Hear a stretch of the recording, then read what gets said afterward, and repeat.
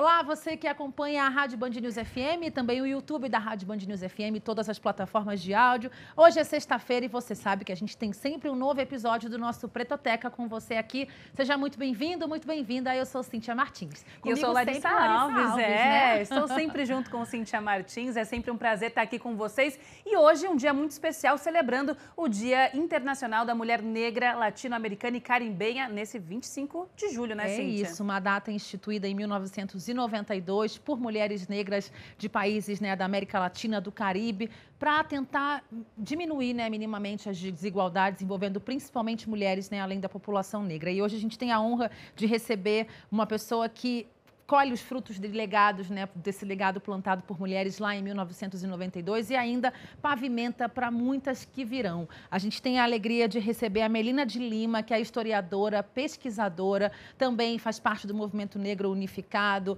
além de tantas outras, né, frentes que ela lidera, um currículo extenso.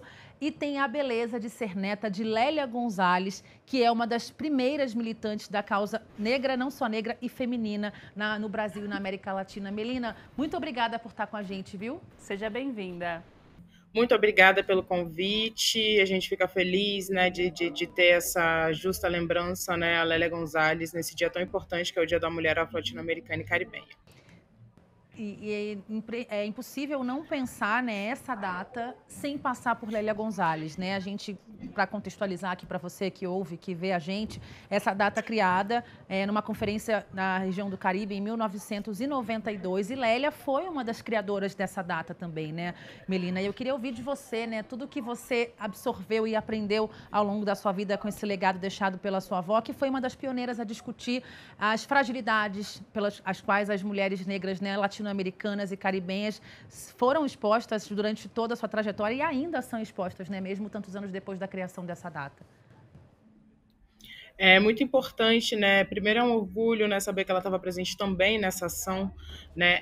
Lélia Gonzalez, uma mulher à frente do seu tempo, né? Que infelizmente faleceu muito jovem, mas que construiu e deu oportunidade, né, de teorizar a nossa luta, né? Então, entendendo, né, as fragilidades da mulher negra, afro-latino-americana, né, e caribenha, e o 25 de julho é uma data importante para dar visibilidade, né, para reforçar o nosso papel na construção, né, o nosso desse continente como um todo, principalmente, né, aqui no Brasil, né, e entendendo também a importância, né, da gente se reconhecer numa unidade, né, temos, né, semelhanças em relação ao que passamos, né, no pós-abolição e durante a escravidão também, no período de escravização.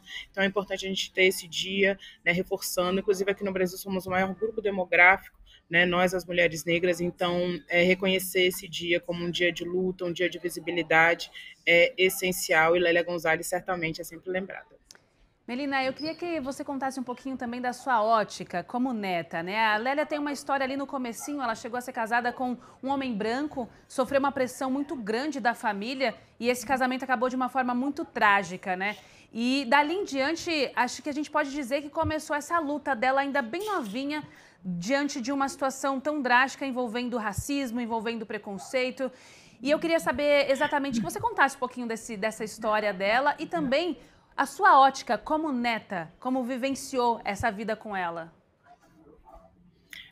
Primeiro que a população negra tem sempre, né, nessas tragédias, né, normalmente é como a gente começa a enxergar a crueldade do racismo, né, pessoalmente, né, e foi a partir de uma tragédia que ela entendeu, falou, não, a gente precisa fazer alguma coisa, a mulher negra não precisa passar por isso, a população negra não precisa passar por isso, então, né, com a trágica morte, né, com o suicídio do Carlos Gonzalez, né, o primeiro marido dela, né, ela falou que não tinha, que a família dela não aceitava esse relacionamento, né, eles eram namorados e quando casaram a família não aceitou e começou, né, enfim, a pressionar, né, pelo fim dessa relação e ele optou pelo suicídio, né, e isso numa dor, numa luta dele também, né, mas então vó Lélia, né, Lélia Gonzalez, então começou inclusive a usar o nome do tipo, eu sou sim uma Gonzalez, eu posso ser sim uma Gonzalez, numa forma de homenagem a ele, né, e homenagem à grandiosidade, a indicar que a gente pode ocupar os espaços que a gente quiser, a gente pode ocupar os lugares que a gente quiser. Ela adotou o nome Lélia Gonzalez como nome guerra dela, Eu enxergo nessa questão de, infelizmente, muitas pessoas precisam passar por tragédias, né, para começar a reconhecer, né, a se fortalecer, a lutar, né, e a gente, inclusive, agora isso foi, né, nos anos 70, 60, 70, então agora a gente, né, em 2025, ainda passa por isso, mas a nossa luta é para evitar tragédias agora, né? Então a gente está nessa batalha para evitar essas tragédias que assolam as mulheres negras, a população negra mundial.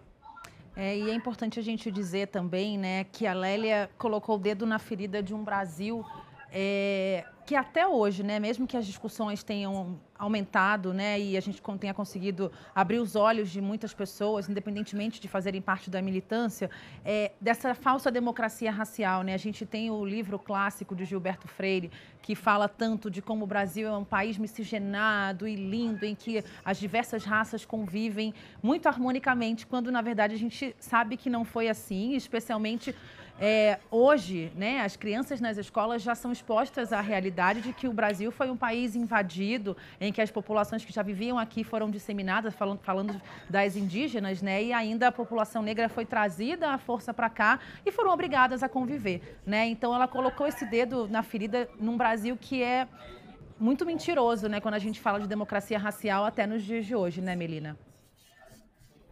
Com certeza. A minha avó, ela rodou o mundo falando sobre a falácia da democracia racial. Isso, vocês imaginam, isso nos anos 60, 70, 80 e 90.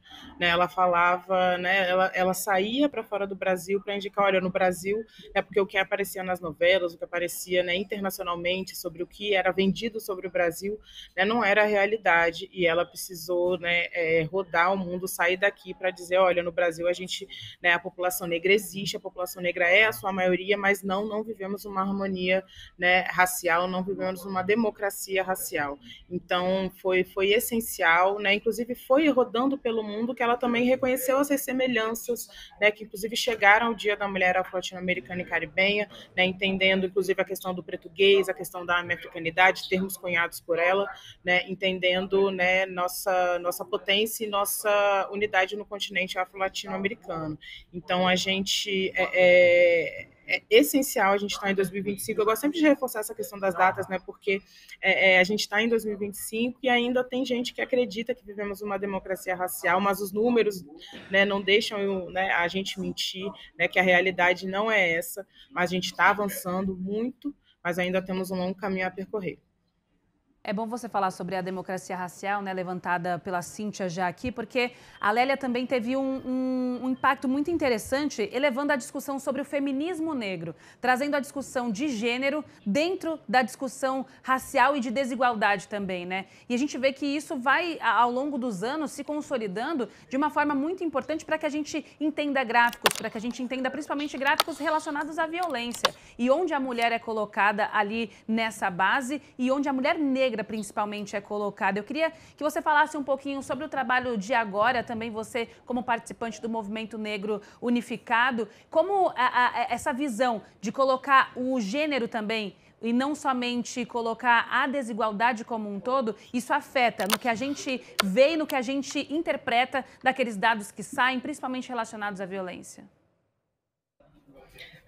Minha avó, ela fazia parte do movimento negro, fazia parte do movimento feminista, e nesses movimentos ela se reconheceu como não tendo voz, por exemplo, no movimento negro por ser uma mulher, no movimento feminista por ser uma mulher negra, né? Então ela falou, não, a mulher negra precisa de um local, precisa de uma luta, precisa de uma teorização, né, e precisa de um reconhecimento da sua potencialidade, o reconhecimento do seu protagonismo, né? Então essa batalha é uma batalha urgente, né? E esse dia 25 de julho, o julho como um todo, né, que a gente também chama do Julho das Pretas, é um momento de reforçar, né, a nossa unidade, a nossa potência, a nossa grandiosidade, né, reconhecer a importância de ocupar os espaços de poder, reconhecer a importância, né, de ter, inclusive na estética, né, uma forma de luta também, uma forma de ativismo, né, então são várias frentes, né, que Valélia passou e conseguiu cunhar, inclusive na questão da estruturação do racismo, né, ela se especializou em em várias áreas justamente para apontar essa estruturação,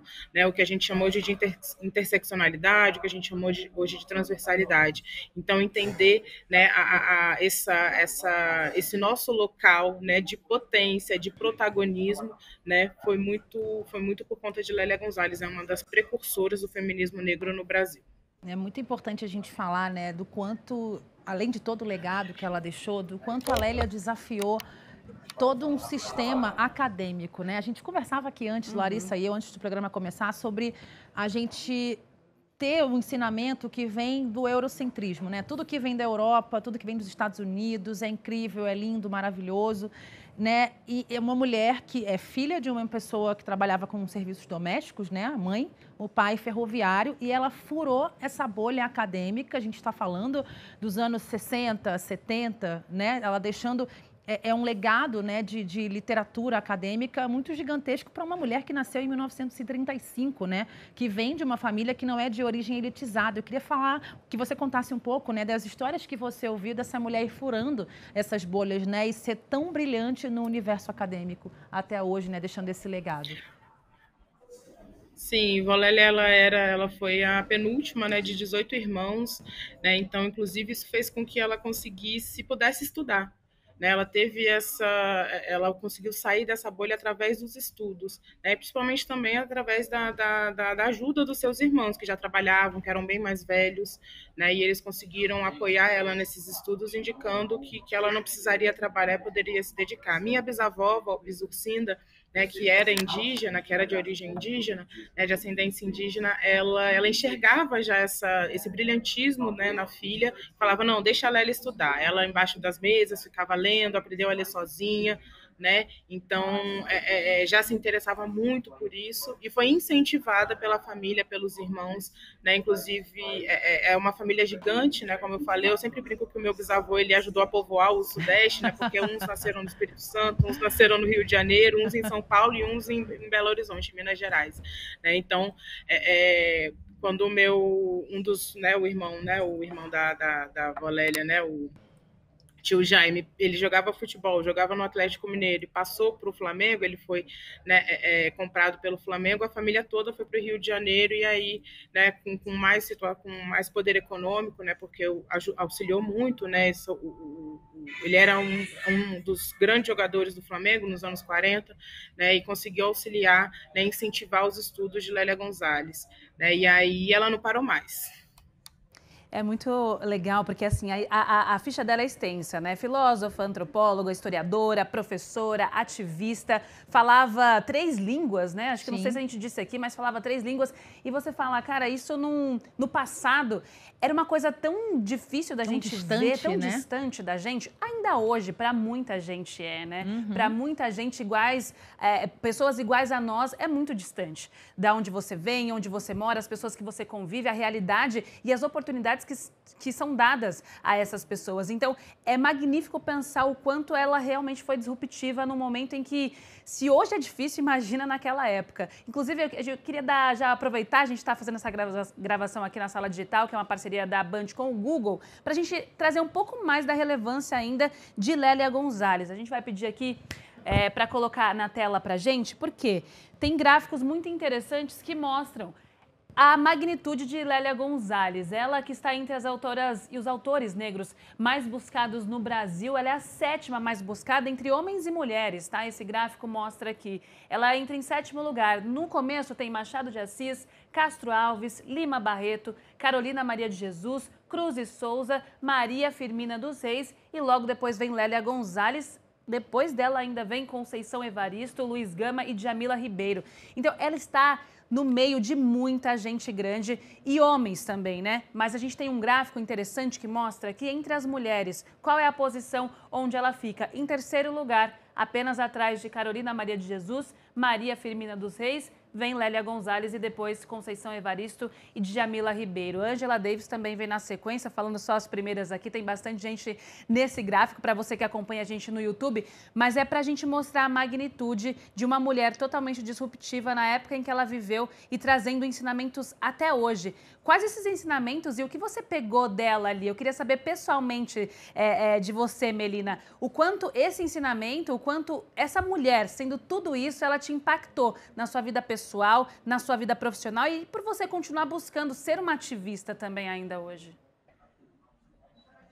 Infelizmente, a Valélia faleceu, eu era muito criança, eu tinha 9 anos só, mas já me deixou muita coisa, né? Eu sempre cresci, né, entendendo que precisamos reagir a qualquer tipo de violência racial, precisamos reagir em qualquer situação de injustiça que a gente vê, né? E eu tenho certeza que esse legado dela, né, que esses ensinamentos dela, né, da gente criancinha, né, surtiram esse efeito. E não à toa também busquei, né, sou historiadora, né, eu sempre lutei e quis entender também mais, né, sobre a situação da população negra brasileira, né, estudando através do estudo e dos conhecimentos, né. Então, enxergar em Lélia Gonzalez, né, essa pessoa, né, à frente do seu tempo, né, best-seller até hoje, né, que teve em 2020, né, pela primeira vez os seus livros, né, seus textos lançados numa editora de nível nacional, né, que conseguiu democratizar ainda mais, conseguiu aumentar ainda mais o alcance, né, e a urgência, né, que é ler Lélia Gonzalez, né, porque a gente fala o quão atual ela é, parece que ela está escrevendo aqui com a gente agora, parece que ela está vivendo o que a gente está vivendo, mas é porque ela, na verdade, o óbvio, né, a nossa luta antirracista, né, essa luta é uma luta óbvia, né, mas que para muitos não é óbvia, né, então é importante essa teorização, é importante, né, termos, né, esses pensadores negros, é importante a gente sair desse pensamento branco europeu, homem, né, masculino, né, de pensadores, né, a gente decolonizar nossos estudos, né, buscar filósofos, escritores, né, africanos, latino-americanos, né, mulheres, né, então Lélia Gonzalez incentivou isso e estudou essas pessoas, né, estudou Fanon, Amílcar Cabral, enfim, várias pessoas, né, que não eram estudadas em sua época, mas ela conseguiu, né, ir por todas as áreas para apontar a estruturação do racismo, né, indicar que em todas essas situações, né, o racismo está presente, que a gente consegue combater ele com conhecimento, né, e sabendo que ele existe. É essencial a gente reconhecer o racismo, né, e Valélia, inclusive, acreditava muito numa igualdade racial, né, por isso que ela não parou de lutar, e eu tenho muito orgulho de um desses maiores legados dela, é essa questão, né, de combater qualquer tipo de injustiça e reagir a qualquer tipo de violência racial. E eu quero te ouvir sobre um ponto importante aqui, né? Entre as tantas tagarelices que Larissa e eu conversamos antes do programa começar, a gente estava falando sobre uma outra questão, né? Desse desafio de realmente apresentar outras visões de mundo, né? Outras narrativas, de que as pessoas respeitem a forma de ver o mundo, sem ser com uma visão eurocêntrica, uma visão norte-americana. Né? A própria Angela Davis falou várias vezes, não sei por que vocês vão buscar tanta referência lá fora, nos Estados Unidos, se vocês têm Lélia Gonzalez, se vocês têm Beatriz Nascimento, né? Se a gente precisa de um aval de um norte-americano, tá aí, né? Um aval de Angela Davis. E antes a gente conversava aqui, Larissa e eu, com um exemplo de uma pessoa que falou para mim recentemente que odiou o Torto Arado sem ter avançado 2 páginas, né? Odiou a narrativa. E aí eu só posso fazer uma leitura, né? Entendendo já o histórico ali daquela pessoa, de buscar muitas referências eurocêntricas. Então, eu queria te ouvir sobre o quanto ainda incomoda, né, a gente ter outras referências de livros, né, de filmes, de culturalmente falando mesmo, o quanto a gente está sempre pensando, ai não, a narrativa que vem da Europa branca, já estabelecida, é sempre a que vai reger, né, essa intelectualidade, esse absorver cultural mesmo. Que a gente chama também de síndrome do vira-lata, né? A gente precisou, inclusive, um dos booms de Lélia Gonzalez, né? Um dos momentos de reconhecimento, é bom eu sempre apontar isso. Lélia Gonzalez sempre teve seu local de destaque, seu local de protagonismo nos movimentos negros, no movimento negro unificado, né? Mas foi com Angela Davis, né, que ela surgiu para as feministas brancas, né, principalmente. Então precisou uma negra norte-americana, né, estadunidense, né, falar sobre para que vocês vão me ler se vocês têm Lélia Gonzalez? A gente, né, eu falo também que o racismo ele é poliglota, né? A gente tem tipos de racismo, né? A gente aqui no Brasil passou pela miscigenação racial, os Estados Unidos passou pela segregação racial. Então, por que você vai ler Angela Davis se você tem Lélia Gonzalez, né? A Angela Davis vai falar sobre a mulher negra estadunidense. A gente tem Lélia Gonzalez que vai teorizar, indicar, reconhecer todas as especificidades da mulher negra brasileira, né? E é importante a gente ter isso. Uma coisa que eu também recebo muito, sempre que me encontram, né? Falar, nossa, quando eu leio sua avó, eu sinto ela falando comigo, né? De tão óbvio que é as coisas que ela escreve, né? Então é importante porque é uma mulher que escreveu baseada na nossa vivência, na nossa luta, né? Com o nosso conhecimento. Então é urgente que a gente saia dessa caixinha branco-europeia, né? É urgente que a gente leia, né? Autores negros, autoras negras, né? E Lélia Gonzalez, eu tenho muito orgulho dela ser uma das mais lidas, né? Entendendo o quão atual ela é. Deixa eu só pontuar aqui, né, para quem não conhece Torturado, é um dos livros mais vendidos nos últimos anos, um livro brasileiro do Itamar Vieira Júnior, um escritor negro nordestino, né, então realmente deve incomodar para a elite brasileira ter um cara preto, né, nordestino, contando uma história que, enfim, abraçou tanta gente, né, mundialmente falando até. Exatamente. E Melina, eu queria aproveitar esse momento para que você indicasse algumas leituras de Lélia Gonzalez, fazer um momento diferente aqui no Pretoteca, porque tem muita gente que acompanha a gente e que está aqui ouvindo, a gente recebe muitos comentários ali no YouTube, Verdade. A gente recebe comentários na rádio também, quando a gente toca o Pretoteca no dial da Band News FM, e as pessoas ficam de fato interessadas, né? Então, para quem nunca leu Lélia Gonzalez, acho que nada melhor do que ter indicação da neta dela, né? Se você pudesse fazer um ranking falando dos principais livros para uma pessoa que vai iniciar a ler Lélia Gonzalez, o que você indicaria? E falando um pouquinho de cada um ali também dessas suas indicações.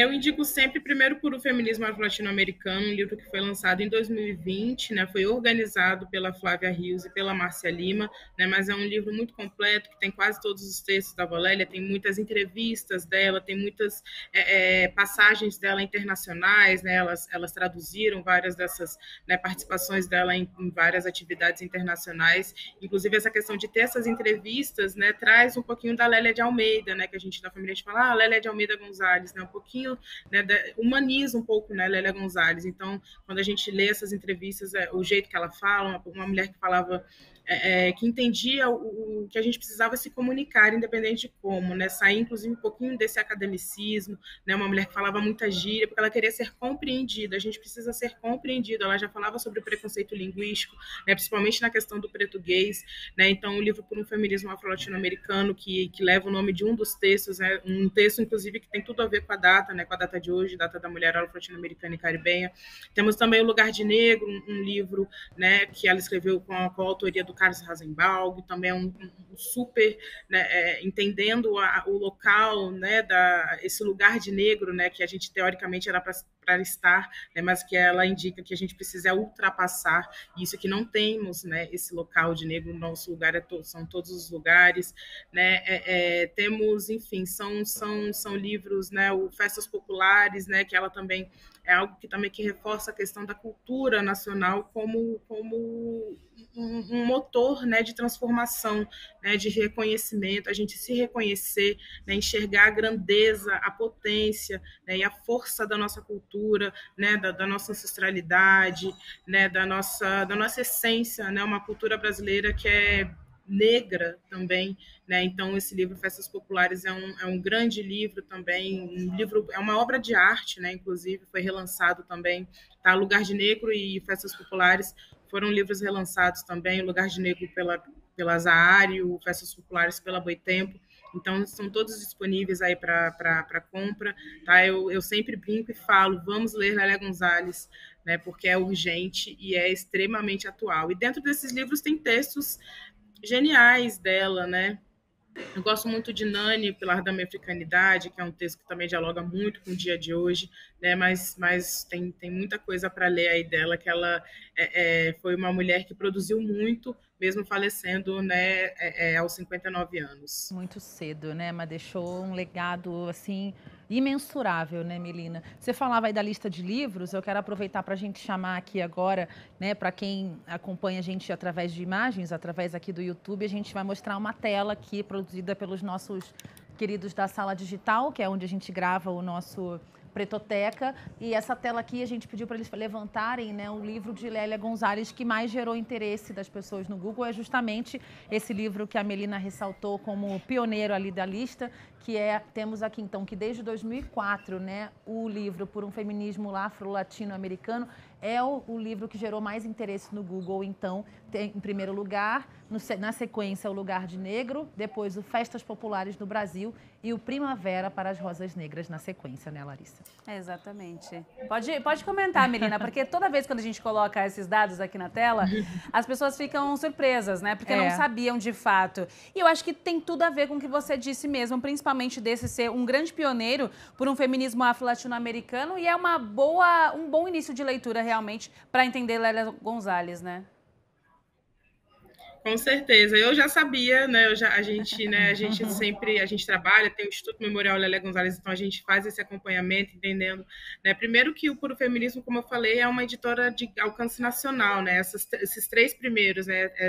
Zahara e Boitempo, né? E o Primavera para Rosas Negras, ele é semelhante ao Puro Feminismo Afro-Latino-Americano, mas ele foi lançado pela UCPA, né? Que é um coletivo panafricanista, então ele tem um alcance menor, né? Ele tem uma tiragem menor, mas ele também é extremamente importante e eu também super recomendo. Então, ela é uma das best-sellers da Zahara, né, Lélia Gonzalez. Então, a gente tem esse orgulho, né, de entender que esse local que a gente chegou, a gente não anda mais para trás, né? Também reconhecer, né, que esse reconhecimento, que essa grande leitura se deu muito também graças às políticas de ações afirmativas, às cotas, né? Porque quando a gente acessou as universidades, a gente falou, a gente precisa se ler.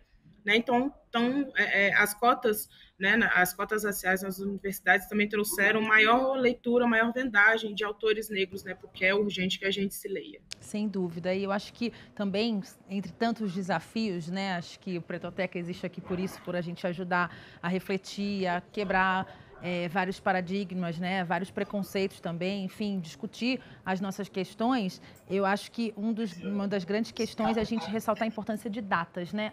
Por que o dia da consciência negra? Por que o dia do preto assim, do preto assado, né? Queria ouvir de você que milita nessa questão, né? Por que a gente ainda precisa tanto de um dia da mulher negra latino-americana, caribenha, especialmente a gente que já está aqui mergulhado nessa militância, mergulhado nessa história de entender tantas situações críticas, né, da população negra nas Américas e no Caribe, especialmente aqui no Brasil. Primeiro que é um dia que chama atenção para essa dupla discriminação, né, racial e a de gênero, né, que as mulheres negras enfrentam, né, a necessidade dessas políticas públicas para combater essa realidade, né, é uma data que promove a união e a construção dessas redes entre as mulheres da América Latina, Caribe e de outras regiões, né, é um momento de luta, né, de resistência, de enfrentamento ao racismo, de enfrentamento ao sexismo, né, então é uma data urgente que a gente precisa aumentar a visibilidade, celebrar, né, e cada vez dar mais força, né? Então é um dia extremamente especial, inclusive aqui é o Dia da Mulher, é o Dia Internacional da Mulher Afro-Latino-Americana e Caribenha, e aqui no Brasil é o Dia Nacional de Teresa de Benguela, né? Uma mulher, né, uma guerreira, né, que no século, né, no final do século XIX, né, já estava lá. No século XIX, estava lá batalhando, sendo pioneira, inclusive, no quilombo do Cariterê, né, trabalhando e entendendo a organização desse quilombo, né, e com ela à frente. Né, então, uma grande guerreira, né, uma justíssima homenagem também a Teresa de Benguela nesse dia, né, no Dia Nacional da Mulher Negra, né, e o Dia Internacional da Mulher Afro-Latino-Americana e Caribenha. Melina, para a gente encerrar, eu queria que a gente fizesse uma linha do tempo rápida, assim, para entender o quanto a gente já evoluiu, né? A gente tem aí, falando de Lélia Gonzalez nesse Pretoteca inteiro, especial nesse dia tão importante para nós, mulheres negras, mulheres latinas, americanas e caribenhas. Queria entender como é que está a evolução, né? Você que luta, é uma ativista do movimento negro também. A gente saiu de duras pedras, a gente dá 5 passos para trás, 4 para frente, mas a gente vai chegando, a gente vai indo. São duras pedras, são caminhos difíceis, mas a gente vai caminhando. Eu queria saber da sua percepção, né, exatamente, para que a gente pudesse ter uma luz ali no fim do túnel para como que está a evolução para nós, mulheres negras, agora. Como é que a gente evoluiu de lá para trás até agora e como o movimento negro ele tem também fortalecido essa luta, cada vez mais trazendo também a importância dessa data? Primeiro que a nossa luta, né, é uma luta em constante evolução, né, eu acho que a gente já iniciou nos quilombos, né, indicando a nossa resistência, indicando as nossas forças, né, a gente, né, aí na Constituição, aí no início, né, a construção do movimento negro, né, do movimento de mulheres, depois tivemos, né, a nossa participação forte e ativa na Constituição em 88, né, e depois tivemos avanços, né, a Fundação Cultural Palmares, a criação, tivemos a criação da CEPIR, né, também em 2003, que agora é o Ministério da Igualdade Racial, temos o Estatuto da Igualdade Racial, temos o racismo, né, tipificado como crime, né, então são grandes avanços. O Brasil é um exemplo, né, da luta antirracista no mundo, né, pode não, o que a gente, só o fato da gente conseguir reagir já é um grande avanço, porque indica que a gente reconhece que o racismo existe. Né? Então, a gente é um exemplo para o mundo e a nossa luta está longe de terminar, mas a gente está avançando cada vez mais. Temos hoje uma mulher negra à frente do Ministério da Igualdade Racial, né? Temos mulheres negras à frente de vários órgãos do governo federal, de vários ministérios. Então, é importante esse nosso local. Né? E é urgente que a gente, né, vote mulheres negras, né, que a gente entenda a importância da gente ocupar esses espaços de poder. Então, a gente cada vez, a gente tem o Instituto Memorial Lélia Gonzalez, que também incentiva, né, esse reconhecimento da força, né, e do protagonismo das mulheres negras na construção do nosso país. Para você falou do Instituto Memorial Lélia Gonzalez, você também coordena, né, o projeto Lélia Gonzalez Vive. Eita, Lélia Gonzalez Vive. Fala um pouquinho também para a gente terminar aí desse outro projeto. A gente tem o Lélia Gonzalez Vive. O Lélia Gonzalez Vive ele é o Instagram, né, oficial da Lélia Gonzalez, né, que dialoga, democratiza, né, os ensinamentos de Lélia. Né, a gente tem várias atividades no Instagram. E também o Instituto Memorial Lélia Gonzalez, né, que daí é algo bem maior, né, que temos eixos de atuação, né, estamos cuidando do acervo, cuidando, né, eu sou diretora de Cultura e Educação, temos o eixo de comunicação, temos o eixo institucional, né, então é um instituto, né, fundado pela família de Lélia Gonzalez, eu, neta, meu irmão, neto, meu pai é o diretor executivo, filho de Lélia, e a minha tia, né, sobrinha de Lélia, é a vice-diretora executiva, então, e vários colaboradores essenciais, né, que trabalham com a gente, né, para construir, promover e democratizar o pensamento de Lélia Gonzalez, né, com formações antirracistas, né, com exposições, com participações em várias ações e festivais. Então, a gente, né, entende que a gente precisa democratizar. A gente ainda não tem sede física, mas a gente está batalhando por isso também. Mas a gente tem uma atuação forte. Né? A gente da família, a gente gosta de estar sempre presente em tudo que diz respeito à Lélia. Primeiro, para manter respeitado, né, essa memória. Né? A indicação da participação da família não há nada melhor, né, do que um reconhecimento a esse nível. Né? Então, a gente faz questão de estar sempre muito presente. Por isso que eu topei na hora, né, essa entrevista com vocês. A gente mais uma vez falo que fiquei muito feliz com esse convite, né? E Lélia Gonzalez vive, né? E esse legado é nosso. Lélia Gonzalez vive em nós. Queria que você falasse, Melina, se terão atividades, né, alguns eventos para celebrar essa data de 25 de julho, uma data tão importante e relevante. Há algo em vista do Movimento Negro Unificado?